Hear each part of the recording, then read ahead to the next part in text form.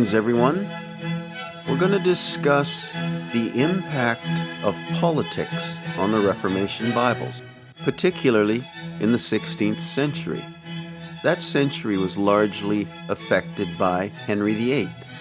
Essentially, he ruled for the first 50 years, from about 1509 to 1547 when he died. Initially, Henry VIII was not a Protestant king. He was a Roman Catholic king, and quite happy to be one until he couldn't get his marriage annulled. He had petitioned the Pope of Rome for an annulment of his marriage to Catherine of Aragon.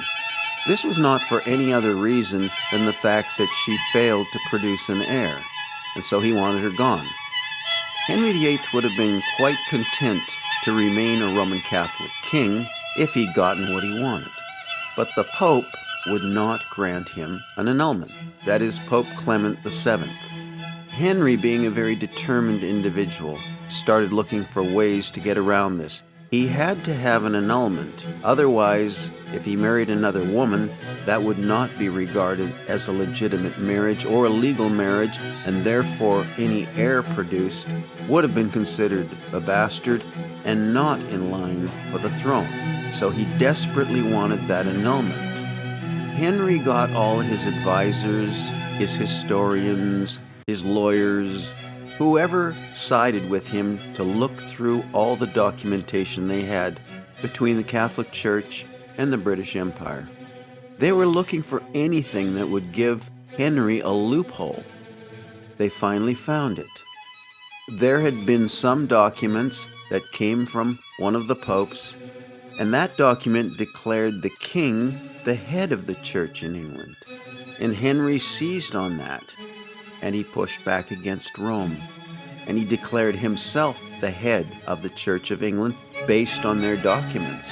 So it was very hard for them to argue against him. And in a sense, he established the momentum of a Protestant nation. Not that he gave two hoots about the gospel, because he didn't. He was a nasty man, a reprobate. He went through 6 wives trying to produce an heir. So his whole motivation of defying Rome was not about doctrine. It was about marriage annulments. When we look at the earlier part of Henry's reign, he was Roman Catholic and in service of the Vatican. Therefore, the empire was highly Roman Catholic. And that's where the problems came in for many of the translators of the earlier Bibles. For example, Tyndale published his Bible in 1525. Britain was still highly Roman Catholic, and Tyndale was a Roman Catholic priest, so he's trying to produce this Bible from within the belly of the beast, and at that time he certainly would have had little or no support from Henry VIII, who only cared about marriage annulments. And so these early translators were heavily influenced by Rome. And I don't mean that in the sense that they produced Bibles that were Romish. I don't mean that kind of influence. I mean in terms of pressures, social pressures, the power of the law, the power of scholarship. The Roman Catholic Church controlled scholarship. They said what was true. They said what was scholarly. They had the power of the armies.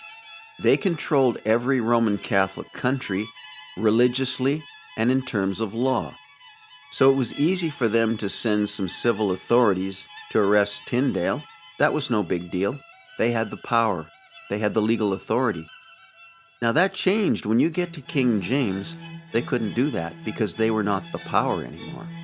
And that's one of the significant differences between the 1611 and the other Bibles that we'll get to in a minute.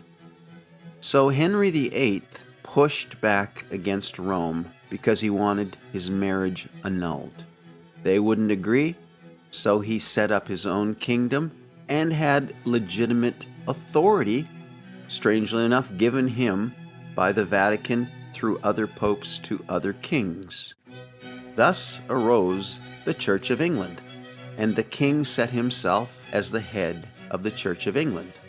So that's the role that Henry VIII took on. Being the head of the church, he set himself in opposition to the Pope. who said he was the head of the church.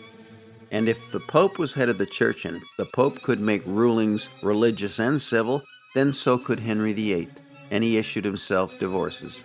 He was married 6 times, all in the effort to produce what they considered a legal heir. How did this affect the progression of Bibles? Most of the translators were single individuals, many of them Roman Catholic priests. In Germany, Martin Luther, who was a Roman Catholic priest. These men were working from within the belly of the beast.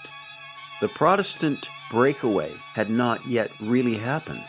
That is, the establishment of a Protestant nation was not obvious. When you get to King James, it is evidently obvious. Between the end of Henry's rule and the establishment of King James' rule, there was Mary I.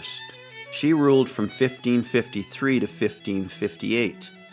She was a Roman Catholic queen, so Catholicism, as the predominant religion and politic, was reestablished for a very short period of time.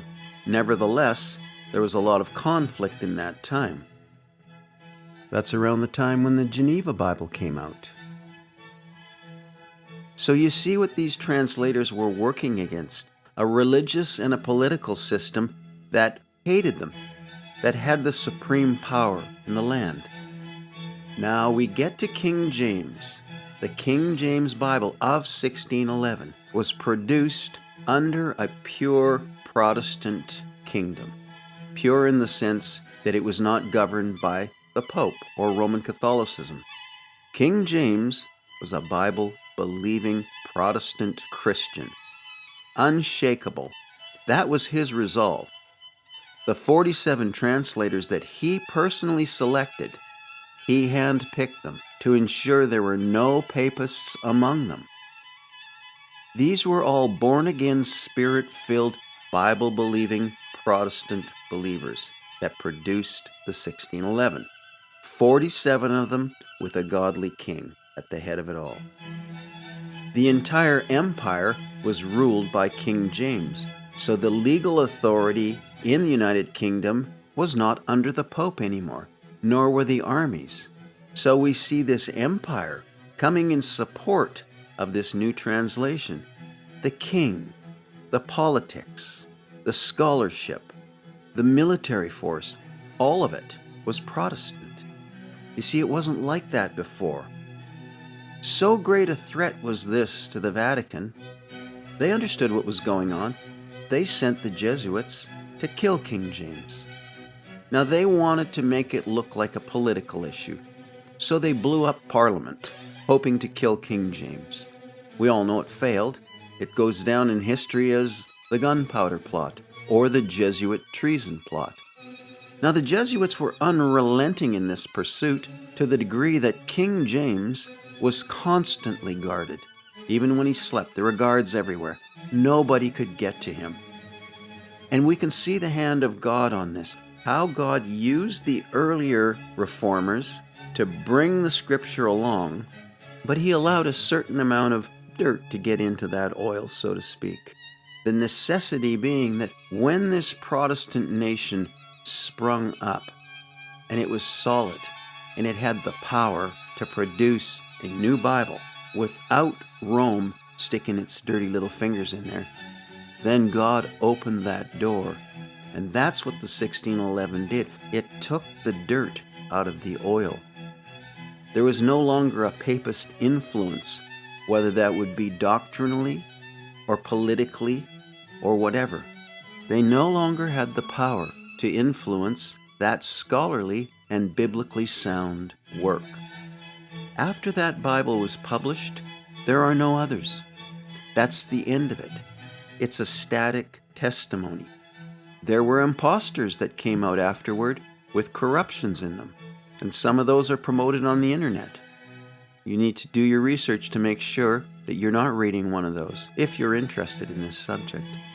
And most certainly, the 1769 Blaney King James Bible, which everybody thinks is the King James Bible, has little or nothing to do with the Reformation and what I've been talking about. It was a Bible that was revised. It wasn't a translation. It was the 1611 Bible revised by a man with no training in Greek or Hebrew. He simply changed the grammar. And it had no authorization from King James, obviously, having been produced decades and decades after the 1611. With the 1611 coming off the press in 1611, that's the end of it. There is no other. And it's fascinating. When you look at modern Bibles, for example, they are a return to that early period where the Vatican had the influence. Today it's the same. Whether you know it or not, it doesn't matter. They have the influence. And all Bibles produced today are influenced by the Vatican because they all come from the same redactions. And those redactions have Jesuit priests on the translation committee. Name in point, Cardinal Martini, instrumental in the UBS. All modern Bible translations come from that source, or Nestle Lalande, or Westcott and Hort, and all three agree. And so that Roman Catholic influence was brought back into play. And that has been the objective of the Counter-Reformation. From the day King James produced that Bible, the Vatican knew it had to corrupt the manuscript evidence, and it had to put Roman Catholic priests in those translation committees. And that's what we have today in those modern Bibles. So we have returned in a sense to that pre-Reformation period.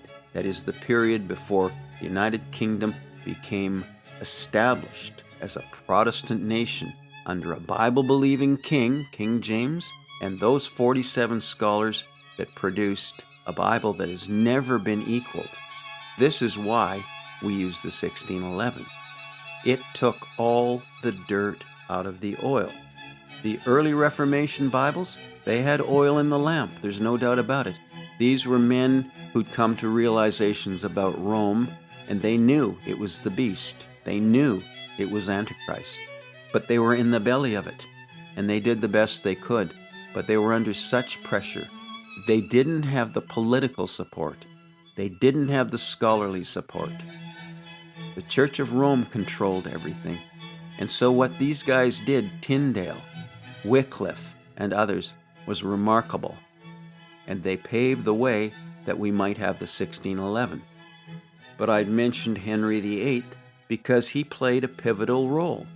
And though he was a reprobate, and certainly in my opinion not a believer, God used his greed and his licentiousness to break free of the papacy. And by breaking free of the papacy, he had to set up a new system. And it was logical, a Protestant nation. But he didn't do it because he cared so much about doctrinal purity. He wanted the control so he could get as many annulments of marriages as he needed until he got a legal heir. God uses people in most unusual ways, even the worst of the worst. So we can thank God for this, and thank God that he put it on Henry VIII's heart to go against the Vatican. Because without all of that groundwork being laid, both in the translation of the early Protestant Bibles, but in the political realm as well, if those things hadn't come to pass, would we have the 1611 Bible that we have? Probably not. God bless you. Thank you for listening.